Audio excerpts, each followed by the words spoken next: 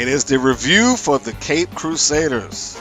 Hello, folks. This is Mr. Green, and we're going to be talking about, in light of the recent passing of one of TV's favorite sons and icons, Adam West. We're going to pull out the the return of the Cape Crusaders, starring Adam West, Burt Ward, and Julie Newmar, who all returned to their iconic roles from the 1966 Batman series to voice their roles in this animated feature. Because this came out in limited release in theaters for about a day or two. In my side of town, which is Atlanta, Georgia, it was only here for about 3 days. And within those 3 days, within those 3 days, say if it started on Monday, by Tuesday, the Blu-ray had released in stores. So they had it in the stores and in the theater at the same time. Unfortunately, I did not get the opportunity to see it in the theater, and I do kind of regret that. I wanted to see it on the big screen, but I did go out and I got the Blu-ray, so that was a perk, and I was happy to have that. But the movie in and of itself is very entertaining, and I will say that this review may contain spoilers. So if you are sensitive to that type of material, or if I'm giving away plot points and you didn't want to hear it, you may want to skip this. If you have already seen it or you're not sensitive to that, then welcome. I appreciate you tuning in to listen. But in any case, this is definitely a big shout out and a movie that was made exclusively for the fans of the original Batman series, as it maintained and kind of kept all the elements of the original series had. And we're talking everything from the look of the character, because that Batman had a unique uniform. Robin was pretty much, he looks like he does in the comics, so there's really not a lot of change there. The primary villains that are in this movie, the Joker, the Riddler, Penguin, and Catwoman, are all there and voiced by some really good actors, particularly the guy that voiced the Riddler. And I wish I could remember his name right off the top of my head, but I don't. If it comes up to me in a little bit, I will let you know. But he did a really good job of emulating the late Frank Gorshin, who was arguably the greatest Riddler that has ever portrayed the role. I mean, you can say a lot about some of the characters that were in the original Batman series, how they became outdated and the way that they acted and things like that. Uh, and most people point to the Joker and Cesar Romero's portrayal of the Joker at the time, which I don't think that he did a bad job. He was doing what he was asked to do. That was pretty much the way that the Joker acted in the comics. So he wasn't doing anything so far fetched. But Frank Gorshin's Riddler was outstanding. I mean, it was beyond beyond words for me. Wally Wingert is the gentleman that plays the Riddler in that particular film, and Steven Weber, who we know from the TV series Wings. He voiced Alfred, so there's a little bit of a note there, and I was pretty surprised to hear that actually. But in any case, the gist of the movie is this: it is the live action show being placed in animated form. It does take place within the confines of that television universe, that being the 60s.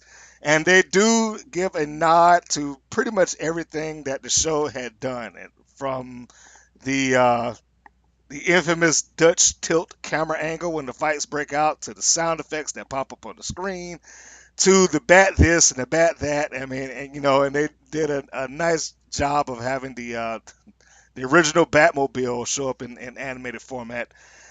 So definitely, if you were somebody that grew up watching this, you would want to see it. But I will say that if you didn't grow up watching it, you may want to check it out of curiosity. That this isn't, but be forewarned, this isn't the morbid, constantly brooding Batman. This is a happier version of it, at least for most of the movie. The plot being here that his dreaded top four villains have escaped. Surprise, surprise. and they have stolen a duplication ray, which they are going to planning to use in their great scheme. Which I'll leave that to the movie for you to see what the scheme is. But within the course of that, the Catwoman also has a unique item that she chooses to use on Batman. That being a, a toxin, let's call it. I forget what she calls it in the movie, but we'll call it a toxin for the sake of this review. That she uses on Batman. She gives when they catch him at one point in the film, they she gives him a scratch on his cheek, which is supposed to infect him and turn him bad. Well, initially it doesn't seem like the toxin is working at all, as Batman seems pretty resistant to it. But as time goes on, he becomes a little bit more moody. He starts getting short tempered. He is viewing and seeing things entirely different. So we find that it's not that the toxin didn't work; it just worked very slowly.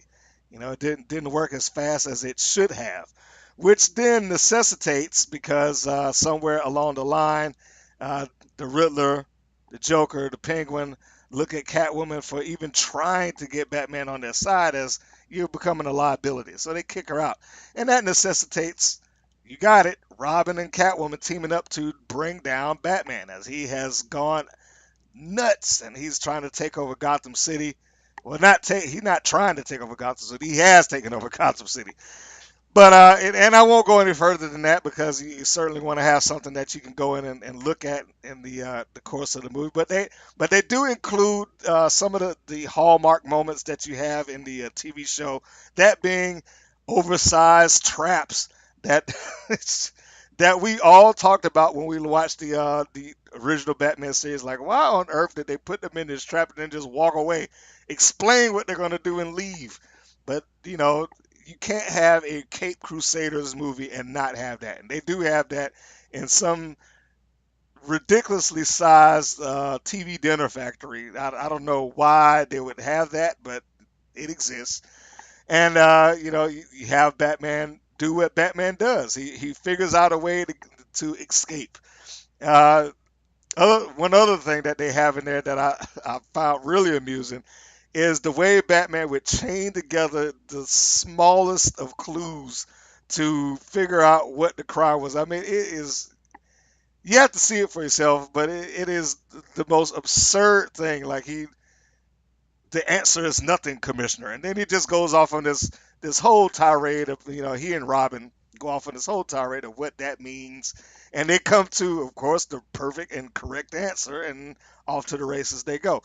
So, I mean, it was really great to hear Burt Ward and Adam West retake the roles and come back up as Batman and Robin, which I do understand that there is another animated feature around the corner. This time it will co-star William Shatner, who's going to be taking up the role as Harvey Dent, aka Two-Face.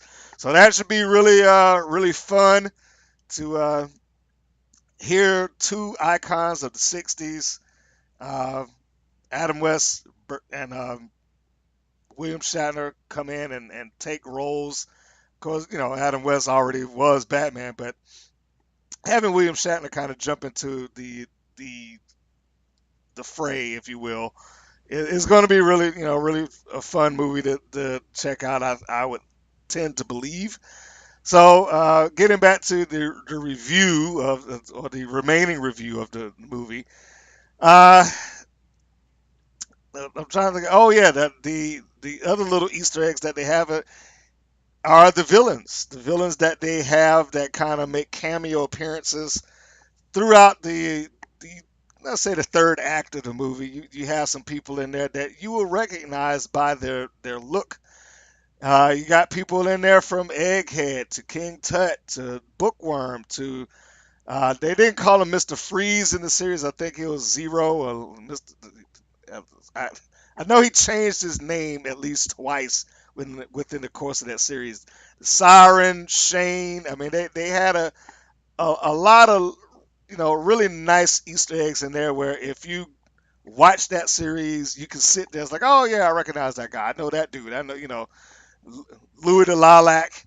Yes. Now I can't remember everybody that portrayed the characters off the top of my head, but it's just fun to see it, and that's basically what this movie's all about. It's just a nice throwback, fun movie. It being in animated form, and if there's one thing that I know that all comic book fans have basically agreed on, if they have problems with DC live action movies, they certainly have no issue with anything that DC has produced in terms of animation. Uh, they are light years ahead of Marvel in terms of the animation front. They may not have matched up with them in terms of the live action stuff just yet. Although some people have said Wonder Woman has given them a arguable case, but in terms of animation, no comparison at all. Um, so there you have it, folks. I mean, I would definitely say it is worth your time, worth the effort. And if you're like me and you are a Blu-ray person, I mean, and I know that isn't a big thing to get at this point because you could just pretty much download it or get it on VOD and all that good stuff like that.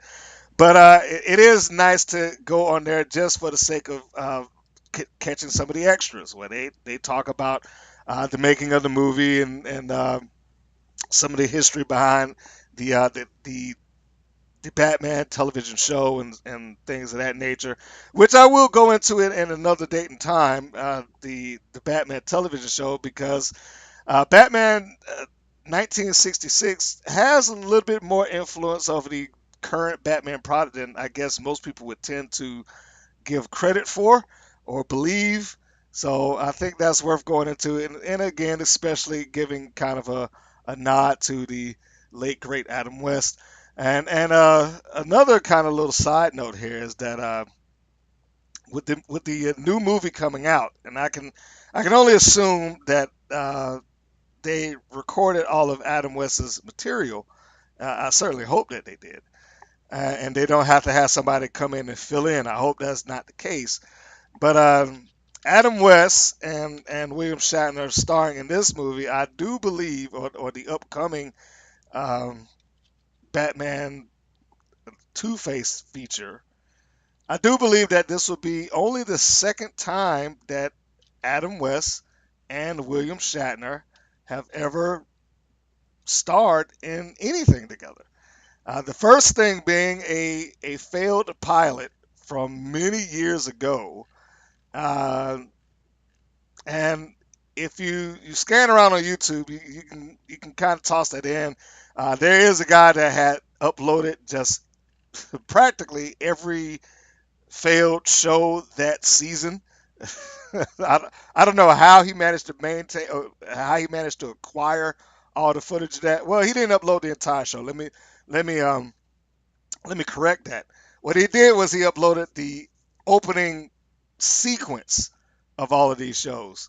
So I don't know how he managed to grab all this stuff. I mean, it's interesting and it's fascinating that you got these two guys who, by and large, and I'm kind of hesitant to say it at this point, but by and large, these guys were kind of looked at as not great actors. William Shatner and Adam West kind of carried the stigma through a good chunk of their career, like they overact and they aren't great, and but I think that they're beloved at this point just for being who they are and taking the roles that they are. I mean, you got Captain Kirk and Batman for goodness sake, but the show was Alexander the Great. It was that was the name of the show. I think it actually released as a uh, TV movie, and from what I understand, it was shot several years earlier and looked at as one of those movies like this ain't good. We're just gonna put it on the shelf. But then Adam West and William Shatner, respectively speaking, got fame in two separate shows roughly around the same time, Batman and Star Trek. And what do you do when you got that and you got two of the top stars on TV and at the same time in one of these movies that you had that you previously said was crap? You release it, and that's what they did. So they released it as from what I understand, a TV movie.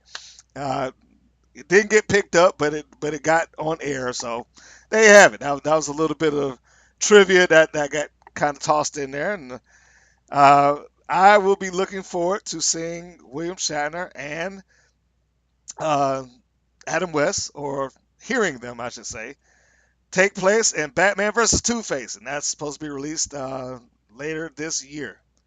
So there we go, folks. That is the quick rundown of Batman: The Return of the Caped Crusaders. And all I can say is it was great being able to have watched Adam West throughout the years and his various incarnations on TV and the voice actor and all that good stuff. I am definitely sorry that we have lost him, but if you want to show some respect, and if you haven't seen the original series in a while, go pick some of those up. They have released on DVD and Blu-ray. And if you are just looking for a quick version of that, check out Batman: Return of the Caped Crusaders. We'll see you later, folks. So long, everybody.